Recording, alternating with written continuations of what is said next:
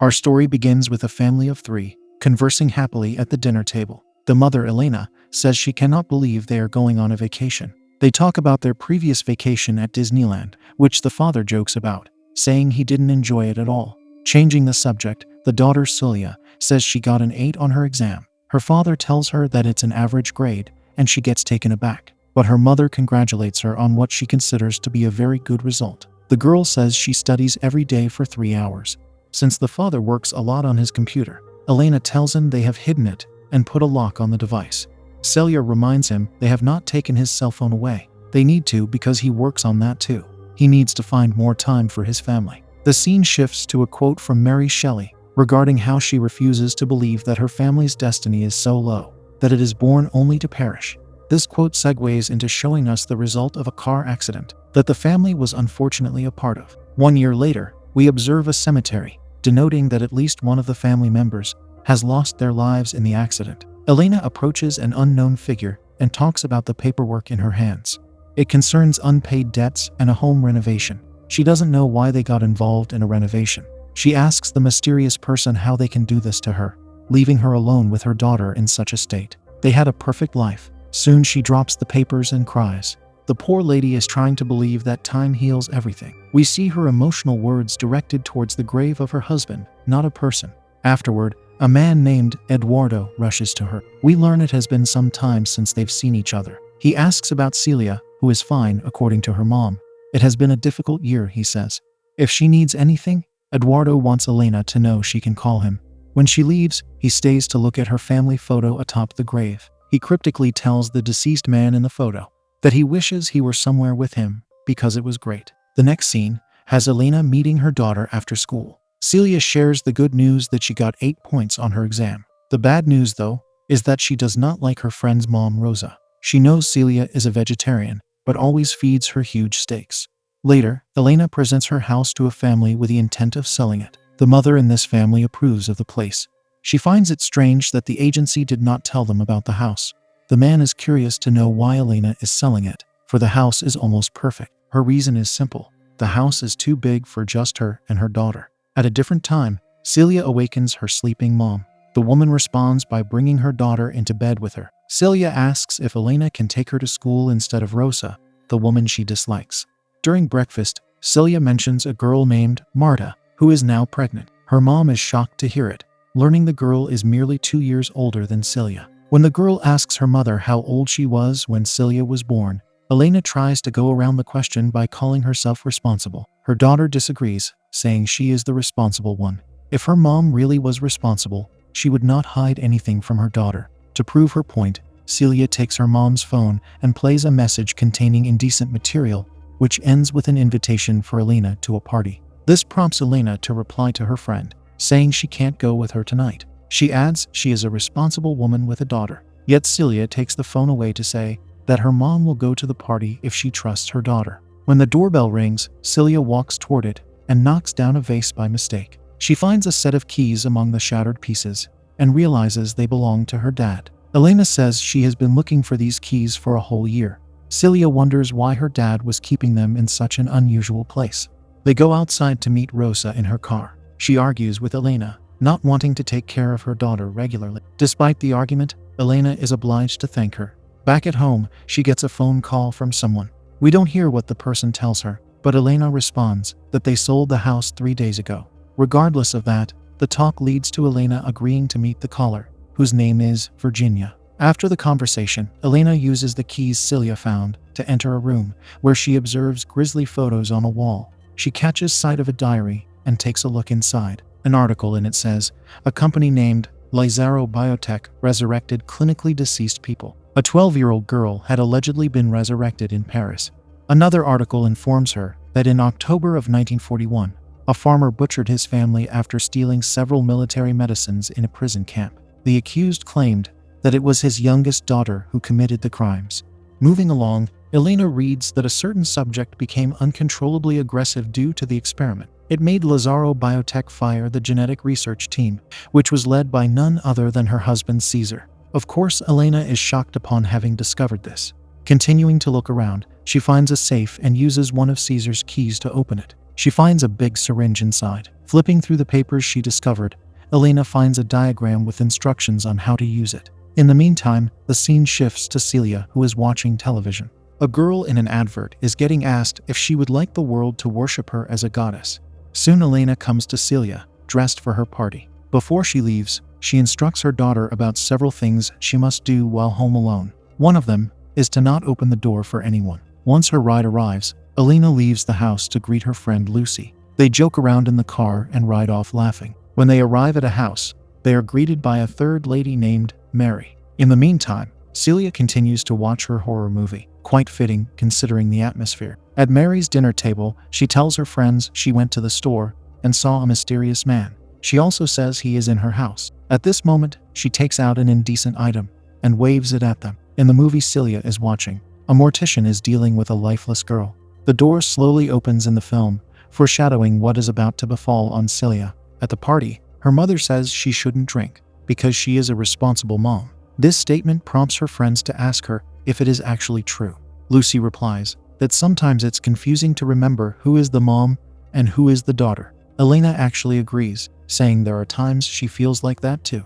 In Celia's movie, we see a silhouette of a girl walking in a dark hallway. The mortician attempts to open a locked door to escape from her. Back to the trio, Mary tells Elena she should find a man and be intimate with him constantly. Her words make the other two tell her that life is not all about intimacy. At the other end, Celia goes to the kitchen, where she stands on a stool to search for something in a cabinet. Meanwhile, her mother acquires more wine in her glass.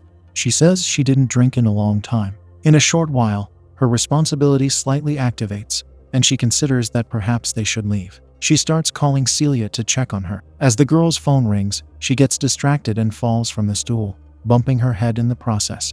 The result of this misfortune is horrible. The poor girl now lies on the floor, with blood leaking from her head. Elena becomes concerned when Celia isn't answering her phone, but her friends say she is probably sleeping. Thus, they convince her to stay longer. As more time passes, Elena finally decides she should get going. When she leaves, we observe she left her keys on the table. Upon arriving back home, she gets a call from Mary, who mentions the forgotten keys. Elena tells her she was lucky to find Caesar's keys this morning, so she could use them to enter. The ladies chat merrily, not knowing of the horror that awaits Elena at her house. Ending her fun night, she returns home and calls out to her daughter. The moment she finds Celia lying in the kitchen, she panics. She cries and pleads for her daughter to wake up. At this point, she must be regretting having spent every second at the party. Almost in a daze, she walks out of the kitchen and returns with the big syringe she found in her deceased husband's safe. Elena injects Celia with it, crying bitterly and pleading the girl to say something. As she gets a hold of the emergency line, Celia calls out to her. Elena turns around to see her daughter, alive and breathing. The scene changes to show a quote from Lovecraft, stating that lifelessness is merciful because there is no return from it, but whoever returns from such a state shall never know peace again. This quote complements the events that are going to unfold. Subsequently, we see the mother sitting with her daughter in the bathtub. Celia seems distant, while Elena inspects the wound in her head. It is a frightening sight for a mother to witness.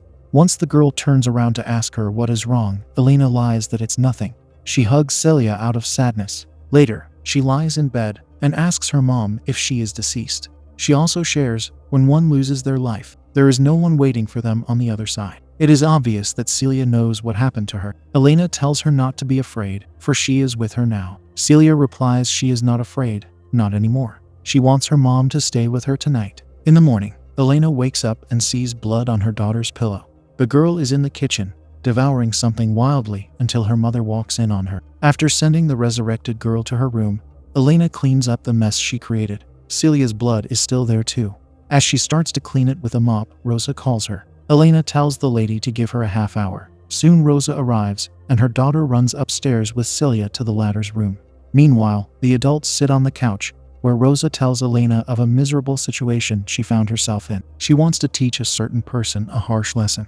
Shifting to Celia's room, her friend describes to her the rules of a game they are about to play. While they do, Elena enters the room to check on her daughter. Afterward, Elena goes to her room to call Eduardo. She tells him about the injection she gave to Celia, and he is interested to know what color the serum was. He asks if it was blue. He also says they don't have much time, and Celia may not be her daughter anymore.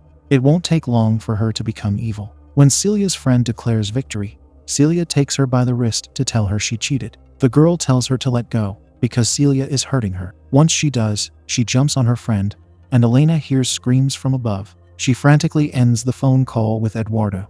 As she looks at her phone, blood drops fall on it. Celia is standing behind her. She starts attacking her mom without warning, even biting a part of her arm off. Terrified, Elena manages to lock herself in a room. At his place, we see Eduardo collecting a gun before rushing out. Elena cries while hiding in the room. She looks at her wound, knowing that her resurrected daughter gave it to her. The poor mother knows her life will never be the same. Even if she survives this chaos, she will never have peace.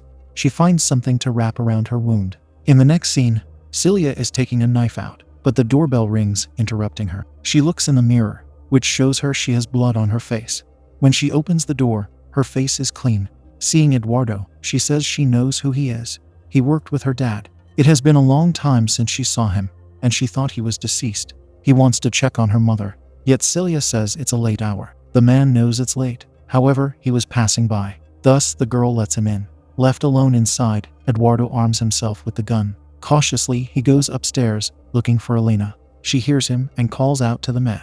Once he sees her, Celia stabs him in his back with a knife. Being done with him, she directs herself to the door her mom is hiding behind. We see Eduardo slowly crawling down the stairs. Unfortunately, the evil girl does not let him escape. She returns to stab him some more. Elena hears a phone ringing, prompting her to open the door. She manages to crawl into Celia's room, where she finds a finger in the box the girls were playing with. She also finds the ringing phone. Horrified, she hides under the bed and finds the corpse of her daughter's friend. Elena has to force herself to not scream in fear. Soon she learns there is no safety from Celia, as the girl roughly pulls her out. She uses the knife to cut Elena, giving her another serious injury. Somehow her mom escapes by crawling away. She collects Eduardo's gun in the process.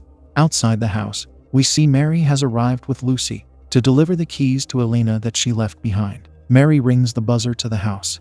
Since no one answers her, she starts to use Elena's keys to open the locked door. Upon entering the house, Mary is utterly shocked to discover her friend in the state she is in. Suddenly, Celia springs out and starts attacking her, though we don't see it. What we see is the poor lady meeting her untimely demise. Finished with her, Celia drags her mom into a room.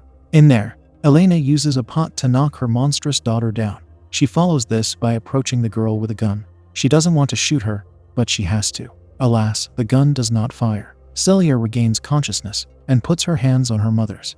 Yet, Elena cocks the gun, this time to fire a bullet into Celia. She becomes horrified, realizing what she has done, and falls back. The poor woman remembers her family's dinner conversation from 1 year ago. It was a very good time, when perhaps nothing was lacking. Now she knows she will never have anything like that again. The last memory she has is of her telling her family that their house is the best in the world, and they will be there forever. The bleak film concludes with Elena joining the rest of her family